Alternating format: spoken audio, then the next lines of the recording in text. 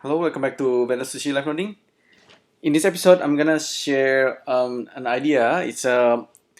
We know that Blender has a lot of cool function for polygon modeling, and lots of them is kind of hidden, only available when you are like in edit mode. And I think all Blender modelers, longtime Blender modelers, should know like most of the functions, and they can access it whether using this side menu or maybe they use a shortcut, or sometimes myself I actually like to use this spacebar menu, type in spacebar, and then the one I'm interested in particular is this knife project.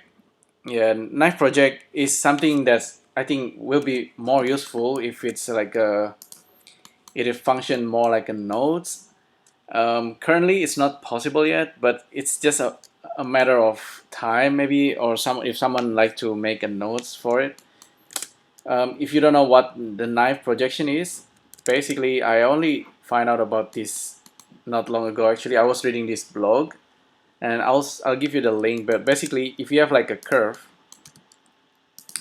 object like this, and then you are kind of like looking through the curve from some kind of camera angle like this, for example.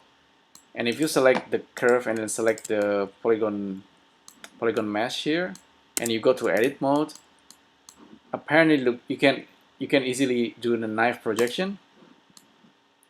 And with the knife projection on, if you cut through, you can actually kind of project the curve into this guy. Currently, I think we are projecting based on the camera. The camera is not orthographic, so it's not a good thing. I'll do it again with while looking from orthographic camera. Like look at it from the top view, for example, and so now we are totally like projecting it.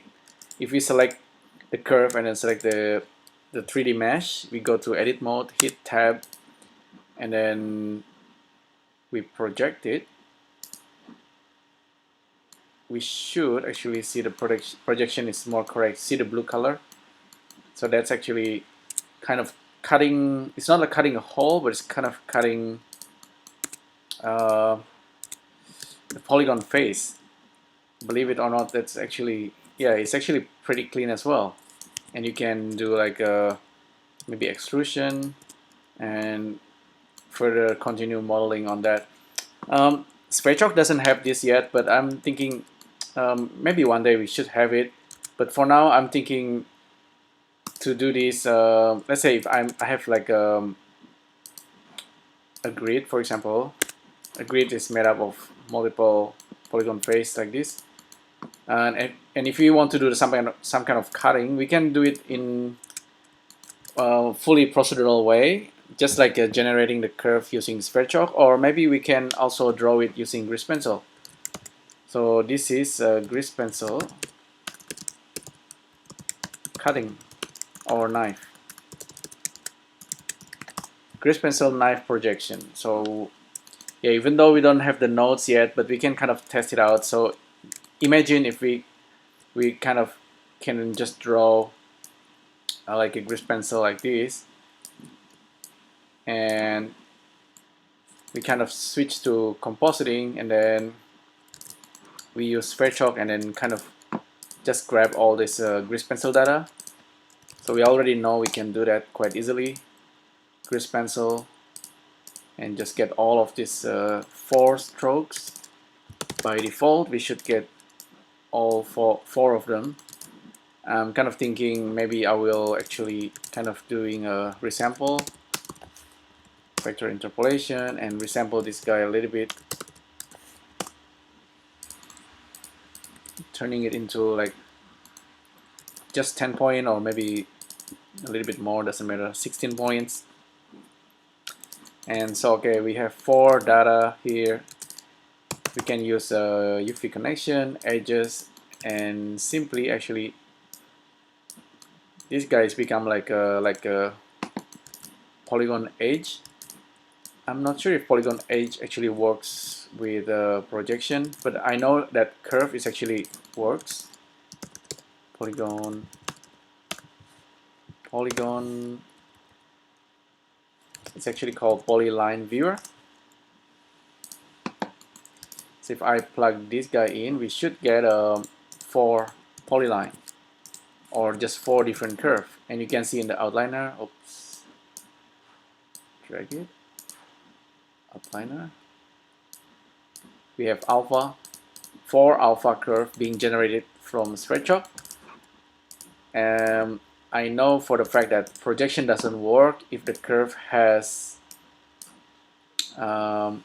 depth, so I'll turn off the depth, turn it in, completely making this just like a normal curve, and then I turn off the grease pencil from the visibility, and I will turn off update here. Actually, wait a minute, it goes back.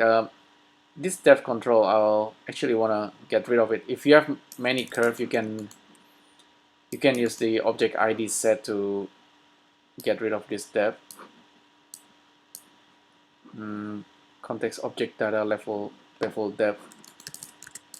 I'll just gonna do it object ID selector and get all the curve objects and set the, and this should be, what is this? Bevel depth, data bevel depth.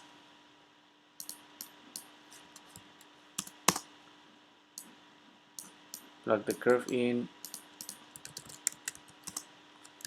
and the value should be 0. So now all the curve bevel depth is all 0. So thanks to these nodes, it's already taking care of the curve. In fact, we can just plug this in like that. If you like, you can control it from here, you know. Let's make it back to 0. Okay, now it's back to 0. Now the next step I want to show you is that we can simply select this guy 1, 2, 3, 4, and then select the mesh, go to edit mode, and do this knife projection, and voila! So we got our mesh being cut based on the curve, and the curve itself was based on grease pencil. So yeah, this is actually, yeah, exactly what I want to show you. Currently, the next thing I wish we can do is kind of like separating all these different region area automatically. I don't know, there must be a way to do this very quickly. So currently they're all already being cut. We can kind of select it manually and then kind of rip them apart. What is the rip? It's a V. Oh, V is actually rip, but it says cannot rip selected. We can separate it based on selection, so these guys become separate objects. That's actually kind of thing that I want to do, not manually, more like automatic. Currently the knife project doesn't actually cut the object. It makes the edges, but it doesn't cut it. Maybe there is a way to do this in Blender. I don't know. If you know, please let me know. Yeah, so that's one way we can kind of create like a region. If you like making like a procedural cities, this is one way you can kind of do it very quickly. You can also generate the curve. Instead of drawing it, you can generate it using Sverchok, of course. Just procedural drawing of random looking curve shape. That's probably for the next live noding. Other than that, if you really want to generate everything in Sverchok, you could actually kind of draw it using grease pencil like this, and kind of turning intersection and then kind of get the area. That's also gonna be something that's maybe something that we can do next time. Wait, yeah. Yes, so that's for now. For now, that's pretty much it for this live noding. Thanks again for tuning in. I'll see you in the next video. Thank you.